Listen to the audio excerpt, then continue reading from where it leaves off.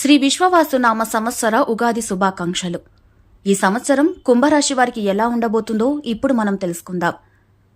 ఆదాయం 8, వ్యయం 14, రాజపూజ్యాలు 3, అవమానాలు 5. ఈ రాశికి ఉగాది నుంచి ధన కుటుంబ స్థానంలోకి శని ప్రవేశించడం వల్ల 2వ దశ ఏళ్నాటి శని ప్రారంభమవుతుంది. ఆర్థిక కుటుంబ సమస్యలకు ఒత్తిళ్లకు అవకాశం ఉంది. ఆర్థిక వ్యవహారాల్లో ఆచితూచి వ్యవహరించాల్సిన అవసరం ఉంది. ఆదాయ ప్రయత్నాల్లో శ్రమ ఎక్కువ, ఫలితం తక్కువగా ఉంటుంది. ఆరోగ్యం విషయంలో చాలా జాగ్రత్తగా ఉండాల్సిన అవసరం ఉంది. మాట తొందరపాటు వల్ల సమస్యలు తలెత్తుతాయి. శుభకార్యాల్లో ఖర్చులు పెడతారు. ఆటంకాలు ఏర్పడడం వంటివి జరుగుతాయి. ఆస్తి వివాదాలు జరిగే అవకాశం ఉంది. వృత్తి, ఉద్యోగ వ్యాపారాల్లో ఆదాయం కొద్దిగా మందగిస్తుంది. వృత్తి, ఉద్యోగాల్లో బరువు బాధ్యతలు బాగా పెరుగుతాయి.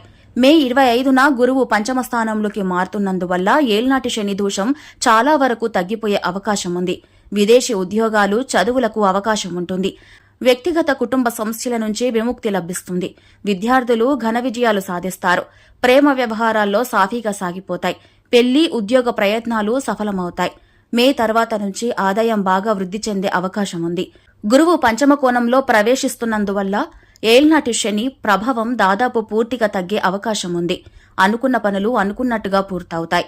సెప్టెంబర్ తర్వాత 2-3 నెలల పాటు అనుకూలతలు పెరుగుతాయి. ఆర్థిక ప్రయత్నాలు బాగా కలిసి వస్తాయి. కుటుంబంలో శుభకార్యాలు జరుగుతాయి. పిల్లలు వృద్ధిలోకి వస్తారు. సంతాన యోగానికి బాగా అవకాశం ఉంది. వృత్తి, ఉద్యోగాల పరంగానే కాక సామాజికంగా కూడా మంచి గుర్తింపు లభిస్తుంది. ఆస్తి వ్యవహారాలు బాగా సానుకూలపడతాయి. పెళ్లి ప్రయత్నాలు సానుకూలపడి ఉన్నత స్థాయి కుటుంబంతో పెళ్లి నిశ్చయమయ్యే అవకాశం ఉంది. ప్రేమ వ్యవహారాల్లో కూడా విజయాలు సాధిస్తారు.